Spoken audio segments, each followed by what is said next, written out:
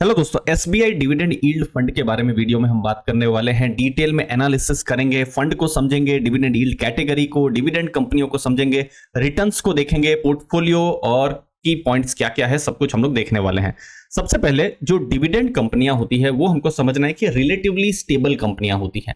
देखिए, आप किसी स्टॉक में भी इन्वेस्ट करते हैं, जब आपको डिविडेंड मिलता है इसका मतलब क्या है कि कंपनी ने जरूर कुछ कमाया है, और कमाया है तो उसमें से कुछ हिस्सा आपको दिया है और वो रियल कैश होता है। जो भी आपके अकाउंट में, आपके पास अगर एक शेयर भी है और कंपनी ने 10 रुपीज भी डिविडेंड की बात कही है तो आपके अकाउंट में 10 रुपीज भी आएगा, तो वो क्या है? रियल मनी है दोस्तों। तो डिविडेंड के साथ छेड़छाड़ कर पाना मुश्किल है। तो ये एक स्टेबिलिटी दिखाता है और ये बताता है कि हाँ, कंपनी प्रॉफिटेबल है। और साथ साथ अगर डिविडेंड कोई कंपनी का आता है कि फ्यूचर में उनके प्रॉफिट्स भी बढ़ते रहे और प्रॉफिट्स बढ़ेंगे तो डिविडेंड भी ग्रो हो सकता है। और ये हमने बहुत सारे एग्जांपल पिछले कुछ सालों में देखे हैं, बहुत सारे पीएसयूज में देखा है, बैंकिंग कंपनियों में देखा है, आईटी कंपनियों में देखा हुआ है। कंपनियों के प्रॉफिट बढ़ते हैं, वो अपना डिविडेंड अमाउंट भी इंक्रीज करते रहते हैं। अब एसबीआई डिविडेंड यील्ड फंड के बारे में, उनका जो पोर्टफोलियो है, जो 0 to 35% पोर्टफोलियो, मतलब जो पोर्टफोलियो का एक छोटा पार्ट वो कैश में रख सकते हैं, रीट इनविट में रख सकते हैं, या फिर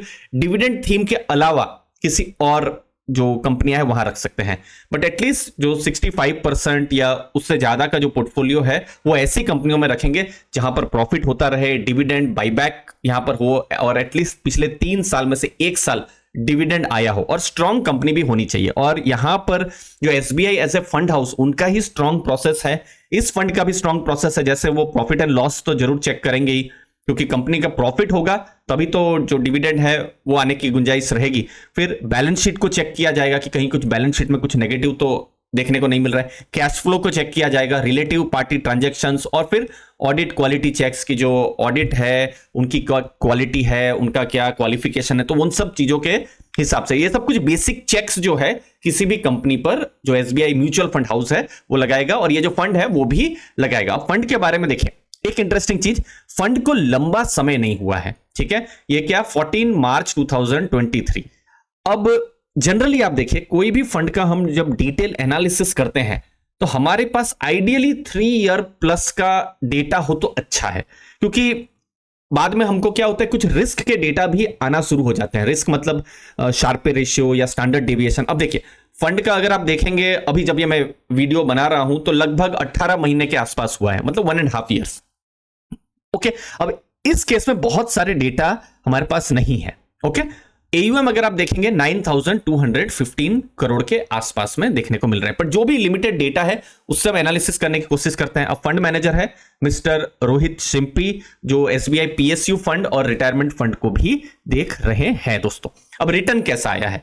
रिटर्न अब सिंस इंसेप्शन 10-15 साल का तो डेटा नहीं है हम लोग के पास, तो लास्ट 12-18 महीनों का ही डेटा है। तो अगर आप 1 ईयर का डेटा देखते हैं तो फंड का रिटर्न 36.32 है, जो कि अच्छा रिटर्न कहा जाएगा। लेकिन क्या बेंचमार्क को बीट किया है? तो बेंचमार्क का अगर आप रिटर्न देखते हैं, ये निफ्टी 500, तो 38.79 है। तो बेंचमार्क से लगभग 2% के आसपास ये थोड़ा अंडर परफॉर्म किया हुआ है। फिर बीएससी जो सेंसेक्स है उसको तो उन्होंने अच्छे से, जो फंड है उन्होंने बीट किया हुआ है। ओके, नेक्स्ट है इंसेप्शन। अब इंसेप्शन भी तो बहुत ज्यादा समय नहीं हुआ है, लेकिन फिर भी बेंचमार्क को जो फंड है इंसेप्शन से भी बीट नहीं कर पा रहा है, 43.3%, और फंड का जो है 37.43, मतलब लगभग 5-6% का गैप रह जा रहा है। अब इसको देखिए, समझने के 2 तरीके हैं। पहला तो यही है कि जो डेटा है हमारे आपके सामने है और डेटा सब सही बोल रहा है, और डेटा यह बोल रहा है कि फंड ने अंडर परफॉर्म किया है। पहला तो बिल्कुल थॉट प्रोसेस है। लेकिन देखिए, दूसरा थॉट प्रोसेस ये भी है कि फंड को अभी तक 18 महीने ही हुए हैं, और किसी भी फंड पर हम एक फाइनल बात करें तो एटलीस्ट किसी भी फंड को, मेरा ऐसा मानना है कि 3 साल तो देना ही चाहिए दोस्तों। इनफैक्ट देखिए, कोई भी कंपनी लिस्ट होती है तो हम लोग कम से कम पहले ही 1 महीने में नहीं डिसाइड कर लेते हैं ना कि ये कंपनी खराब है या अच्छी है। कुछ क्वार्टर्स के रिजल्ट आए तो हमको कुछ आइडिया आता है, और कुछ क्वार्टर का मतलब 1-2 क्वार्टर नहीं, एटलीस्ट 10-12 क्वार्टर के रिजल्ट्स आए। तो सोच लीजिए अगले साल 2025 में शायद जब ये मैं वीडियो आपके साथ, मतलब एसबीआई डिविडेंड के नए डेटा के साथ कर रहा हूंगा, तो हम लोग के पास और डेटा आएंगे। अगर उस समय में अगर अंडर परफॉर्म कर रहा होगा तो यस, थोड़ा चिंता का बात तब हो सकता है। अभी के डेटा के हिसाब से यस, अंडर परफॉर्म कर रहा है थोड़ा सा, बट फंड को उतना समय भी नहीं हुआ है। अगर हम डिसीजन सिर्फ अभी के डेटा पर ले तो शायद गलत डिसीजन भी हो सकता है। तो ये एसबीआई डिविडेंड ही नहीं, किसी भी फंड में एटलीस्ट आप 3 साल का टाइम दीजिए। अभी सोच लीजिए ये एसबीआई ब्लू चिप फंड होता है या फिर कोई पुराना एसबीआई स्मॉल कैप फंड होता और इतना बड़ा डिफरेंस होता तो शायद हम डिसीजन ले सकते थे कि ओके ये अच्छा है या अच्छा नहीं है, क्योंकि हम लोग के पास 5 साल या उससे भी ज्यादा का हम लोग के पास डेटा है। यहाँ डेटा का थोड़ा सा इश्यू है, बहुत ही नया फंड है, तो एक एटलीस्ट 2.5-3 साल हो जाए तो ज्यादा बेहतर है। अब फंड मैनेजर की क्या यहाँ पर थॉट प्रोसेस है, उन्होंने लार्ज कैप की तरफ अपना पोर्टफोलियो को ज्यादा रखा है 64% के आसपास। मिड कैप अगर आप देखेंगे 17.98 18% के आसपास, स्मॉल कैप लगभग 7.87% के आसपास रखा है। फिर बाद में उन्होंने रीट, इनविट और कैश पोजीशन भी बाकी अगर आप देखें तो ऑलमोस्ट 9% से ऊपर का उन्होंने रखा हुआ है। अब पोर्टफोलियो में कौन सी टॉप 10 कंपनियां हैं जहां पर फंड मैनेजर डिविडेंड देख रहे हैं, डिविडेंड ग्रोथ देख रहे हैं? एचडीएफसी बैंक, और ये ऐड मैंने लिखा हुआ है, ये जुलाई में उन्होंने और खरीदा है, ठीक है। फिर Infosys, TCS, power grid, Larsen and Toubro, SBI, ITC को भी ऐड किया जुलाई में, गेल, ओएनजीसी, मारुति सुजुकी। तो यहां मुझे जो पोर्टफोलियो कंस्ट्रक्ट में एटलीस्ट जो टॉप 10 नाम में मुझे बैंक्स दिख रहे हैं ज्यादा, आईटी कंपनीज दिख रही है और कुछ पीएसयू कंपनीज हमको ज्यादा देखने को मिल रही है। दोस्तों पोर्टफोलियो पर और बात करते हैं। टॉप 10 का 47% का वेट है, जो कि अच्छा वेट दिया हुआ है। टर्नओवर है उनका 47% के आसपास, मतलब पिछले 1-1.5 साल में फंड मैनेजर ने थोड़ा सा चर्न या फिर पोर्टफोलियो में कुछ ऐड और माइनस भी किया हुआ है। अभी लेटेस्ट में ग्रिंडवेल, नॉर्टन और नेस्ले को ऐड किया है, मतलब पोर्टफोलियो में ऑलरेडी ये दोनों कंपनियां हैं, दोनों को ऐड किया है। न्यू एंट्री किसको की है ये बहुत इंपॉर्टेंट रहेगा, डॉक्टर लाल पैथलैब्स और एनएमडीसी, इनका न्यू एंट्री हुआ है एसबीआई डिविडेंड यील्ड फंड में। फंड का ओवरऑल कैश देखेंगे 4.75% के आसपास में है और थोड़ा परसेंटेज उन्होंने रीट और इनविट में भी इन्वेस्ट किया हुआ है। अब कौन सूटेबल इन्वेस्टर हो सकते हैं वो भी समझना है।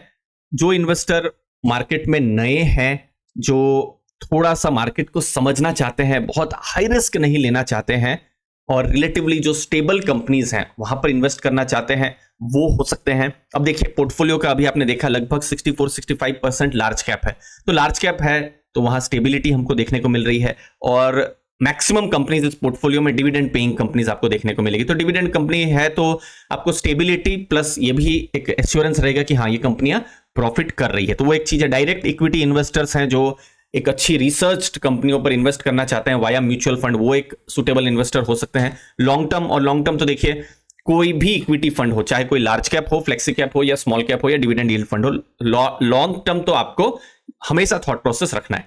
टैक्स एफिशिएंसी, यस, ये एक एडेड एडवांटेज हो जाता है कि जैसे फॉर एग्जांपल आप डायरेक्ट स्टॉक लेते हैं, उससे अच्छा डायरेक्ट वाया म्यूचुअल फंड आपको टैक्स एफिशिएंसी ज्यादा मिलती है। और इनफैक्ट डिविडेंड यील्ड फंड का फ्यूचर में, अभी नहीं, फ्यूचर में आप यूज एसडब्ल्यूपी के जरिए भी कर सकते हैं, क्योंकि यहां एक्सपेक्टेशन क्या है कि थोड़ा सा स्टेबल कंपनीज मिलेगी। मोस्टली लार्ज कैप जैसा ही पोर्टफोलियो रहेगा और थोड़ी सी स्टेबल कंपनीज यहां देखने को मिलेगी। तो एसडब्ल्यूपी जैसा भी फ्यूचर में सोचा जा सकता है। तो जैसे एसडब्ल्यूपी में जनरली हम लोग का थॉट प्रोसेस रहता है कि हाइब्रिड्स में रखा जाए, बट एक छोटा सा portion with proper risk management large cap या फ्लेक्सी कैप या फिर जो डिविडेंड यील्ड फंड, थोड़ा सा वहां पर भी सोचा जा सकता है। बट अगेन ये केस टू केस यहां पर चीजें होती है। लास्ट में फंड के बारे में, फंड ने अंडर परफॉर्म किया हुआ है, आने वाले टाइम में देखना है कि फंड आउट परफॉर्म कर रहा है कि नहीं।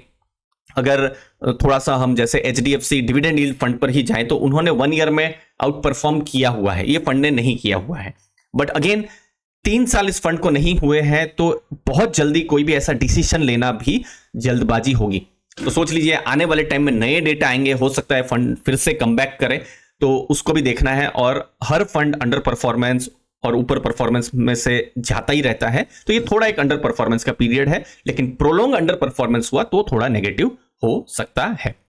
लास्ट में दोस्तों, हम म्यूचुअल फंड पर भरोसा करते हैं ताकि आप अपने गोल्स को पा सके और वेल्थ क्रिएशन को कर सके। गोल्स क्या हो सकते हैं? आपका रिटायरमेंट के बाद में regular income via SWP, wealth creation, बच्चों की एजुकेशन, फॉरेन वेकेशन, घर खरीदना, ये सब गोल्स हो सकते हैं।